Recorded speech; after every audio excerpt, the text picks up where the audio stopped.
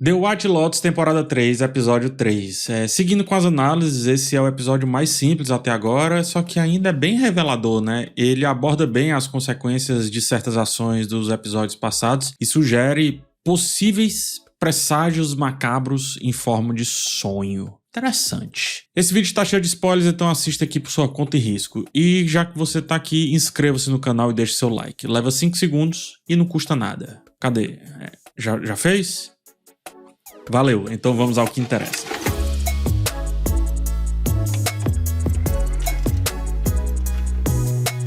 Sonhos são reais, mas nem sempre da forma como sonhamos. É essa a ideia que abre aqui o episódio.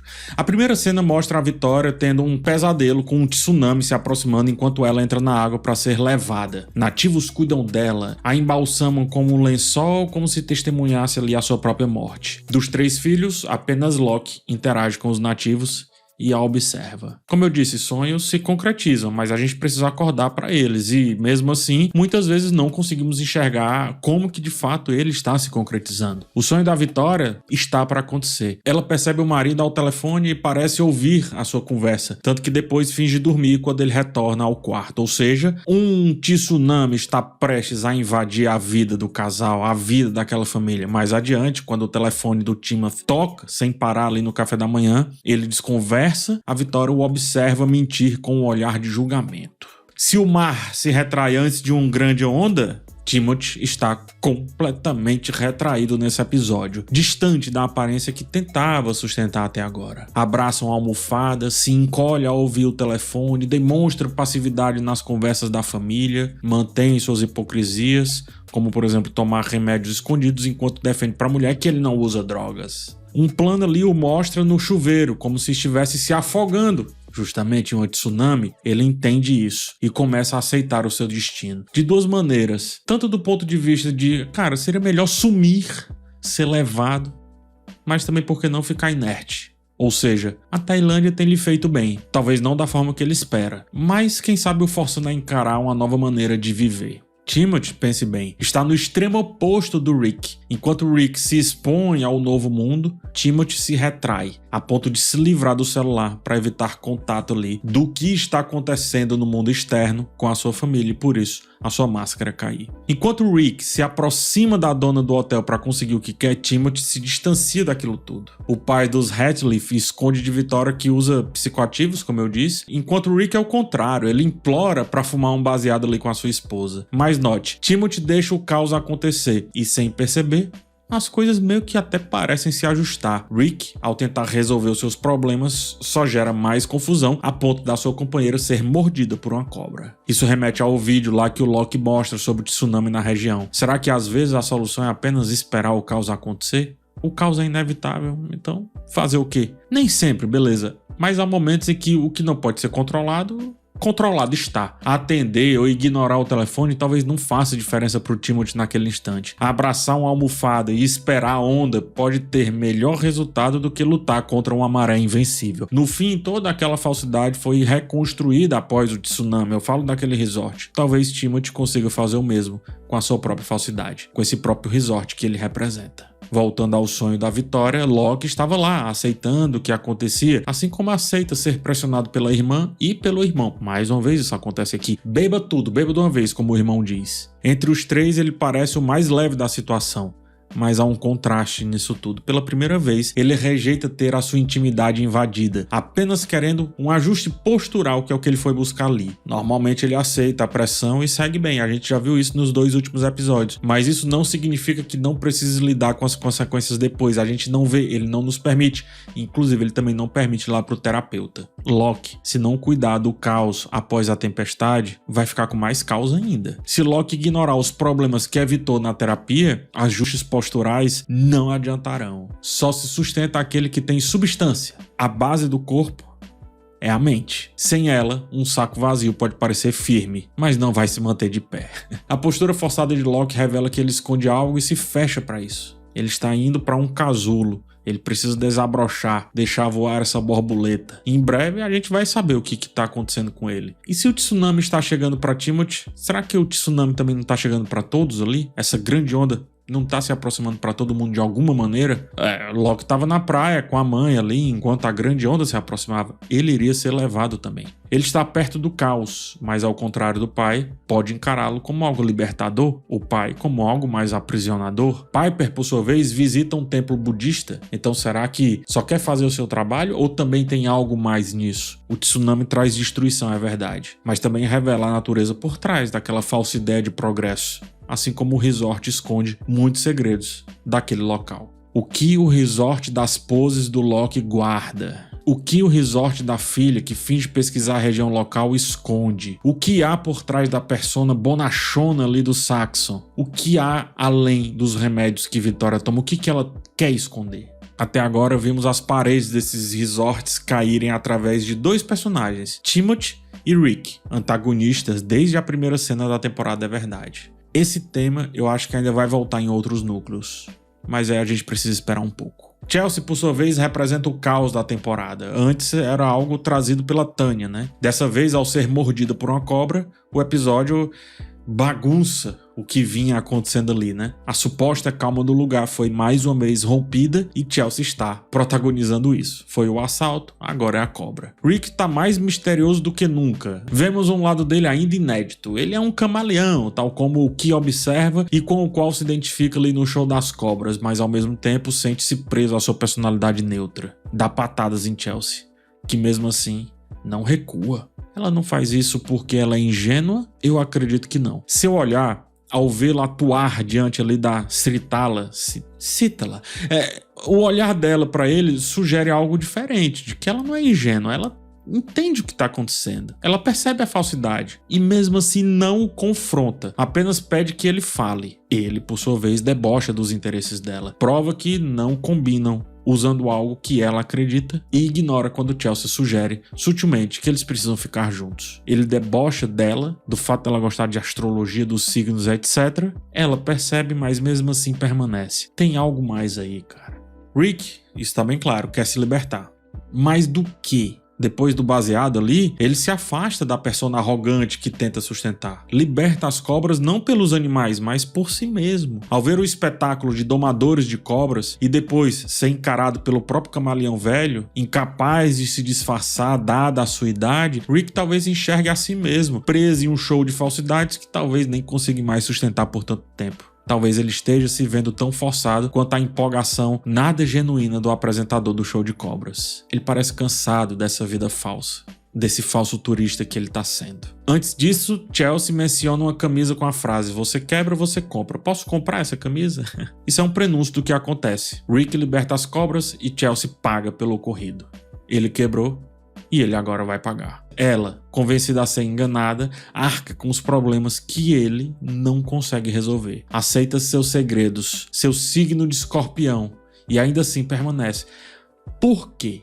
Na cena do jantar, Greg observa a sua companheira flertar com Saxon, tá? Vou tentar fazer um paralelo com isso. Ela percebe, né, que ele olhou, hesita, mas ele reage mais com interesse do que com julgamento. Posso estar errado nisso, tá? O que a série quer nos dizer ao colocar esse casal sempre próximo a Rick e Chelsea, que é um jogo de interesses também?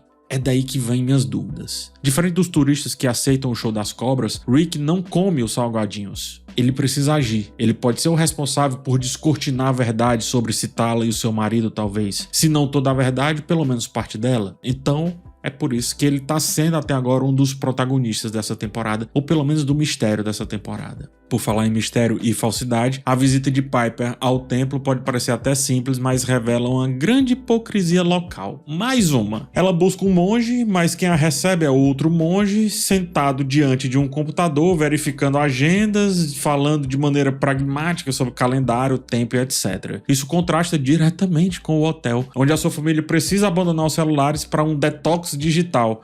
Do outro lado, tá lá um monge, todo tecnológico. Na cidade, os gurus da meditação, que deveriam simbolizar desapego, estão imersos na tecnologia e preocupados com a gestão do tempo, algo que teoricamente não deveria importar para um monge. Isso me faz pensar como a gente, ao consumir culturas alheias, sem perceber, a gente está criando produtos. Compramos a ideia de uma aula de yoga, mas realmente a gente vive essa aula ou a gente tá correndo para ir pro yoga, parando uma hora e voltando a correr? A gente tá vivendo de fato? Pagamos por aplicativos de meditação quando bastaria sentar e se silenciar. Esse consumo cria um mercado para os nativos que detêm esse conhecimento. E isso os força, como eu disse, a transformá-los em produto e também se distanciar daquele conhecimento genuíno, aquele conhecimento de fato. O mais irônico é que, no fim, essa mercantilização os aprisiona dentro do mesmo sistema que vendem como libertador. Porque se eles realmente liberarem essas pessoas que andam correndo não, que vivem correndo, que correm para o yoga e depois correm do yoga, se eles realmente libertassem essas pessoas, eles não teriam mais clientes. Jacqueline, Laurie e Kate seguem com declarações de amizade verdadeira, mas parecem apenas se esforçar para se divertir e disputar a atenção da mais popular sempre. Tudo gira em torno do aspecto físico. Laurie, divorciada, é tratada com certa pena, como se a família tradicional fosse essencial para essa imagem de sucesso que tentam transmitir. Elas incentivam Laurie a ficar com Valentin, o mentor de saúde, um russo apresentado ali pelo resort como um atrativo visual. Durante a yoga, Kate faz insinuações sexuais, porque parece não haver um outro assunto que descende delas. Ninguém está ali realmente interessado em se conectar com aquele ambiente, estão burlando aquele ambiente. Por mais artificial que sejam essas atividades de relaxamento no resort de luxo, ninguém está realmente vivendo esse relaxamento. Curiosamente, Kate encontra paz justamente com Valentin, mas sem o envolvimento que as amigas queriam, apenas ao aceitar, sem julgamento, uma sessão de reiki. Essa terapia baseada na imposição das mãos para equilibrar mente e emoções, supostamente. Abre aspas, fazia tempo que não era tocada assim, diz ela, num trocadilho sexual, e ela sequer foi tocada.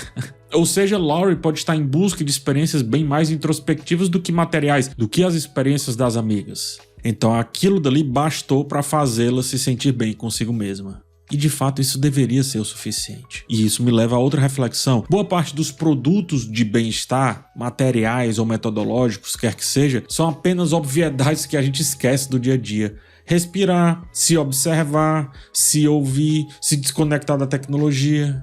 A gente compra o óbvio porque essa sociedade do progresso nos afasta dele. Byung-Chul Han fala lá no livro Favor Fechar os Olhos sobre o excesso de telas e como esse excesso de telas nos impede de descansar e contemplar, e a gente simplesmente se apaga como se a gente também estivesse virando uma tela. E aí a gente precisa de uma tela, pagar um aplicativo para nos dizer o momento de não usar aplicativos. Laurie precisava disso. Não é da imposição das mãos, ela precisava simplesmente fechar os olhos e sentir-se cuidada consigo mesma naquele momento. Trabalhou demais, como disse às amigas no episódio passado, e quem sabe esqueceu de si mesma. E não só isso, é porque fechar os olhos virou um luxo, inclusive para ela, inclusive pra gente, e a gente precisa comprar tempo para fechar os nossos olhos. Olha que loucura. As diferenças entre as três ficam nítidas a cada episódio, e cada vez mais, e agora quando o assunto política surge. Kate revela uma inclinação conservadora. Muitos já passaram pela decepção de descobrir o posicionamento de alguém, especialmente da família.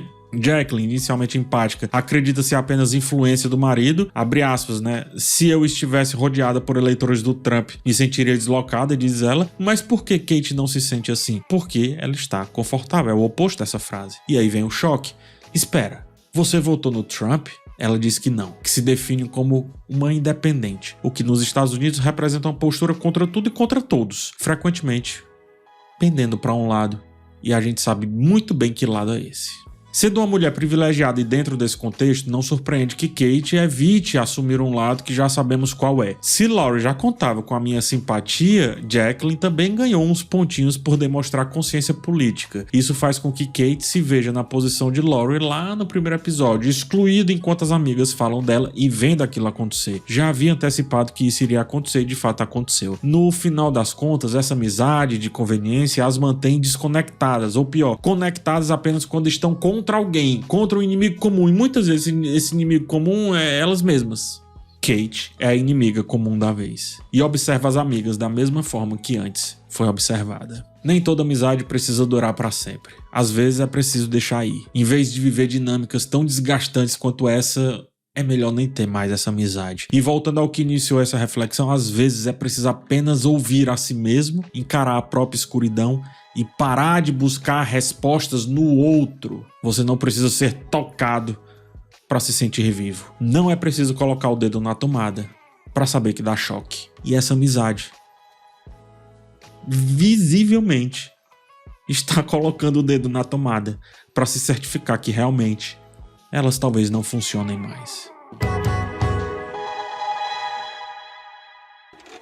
A conexão com as temporadas anteriores de The White Lotus eu acho que se fortalece através do Greg, né? Mais uma vez isso acontece aqui. O Greg agora mente sobre o seu próprio nome, apresentando-se como Gary para a esposa. Chloe comenta com Chelsea que seu marido teve uma ex-esposa louca, que tirou a própria vida com medicamentos, que foi encontrada boiando na água, enfim. Mas sabemos que isso não é verdade. Acompanhamos o seu plano para matar Tanya, culminando na icônica e trágica cena ali do "esses gays estão tentando me matar". Para um golpista rude como o Greg, é conveniente jogar a culpa na mulher e rotulá-la de maluca, mas a gente sabe muito bem que não foi isso que aconteceu. A gente e a Belinda. Belinda, enquanto faz o seu curso e flerta com o funcionário, reconhece Greg à distância e tenta desmascará-lo diante de outros hóspedes, citando Tanya nominalmente. Ele, como bom sonso, nega tudo e reafirma ser Gary. A falta de posicionamento de Chelsea contribui para que ele escape de mais um questionamento. Vocês carecas são todos iguais. Mas será que Chelsea desconversou de propósito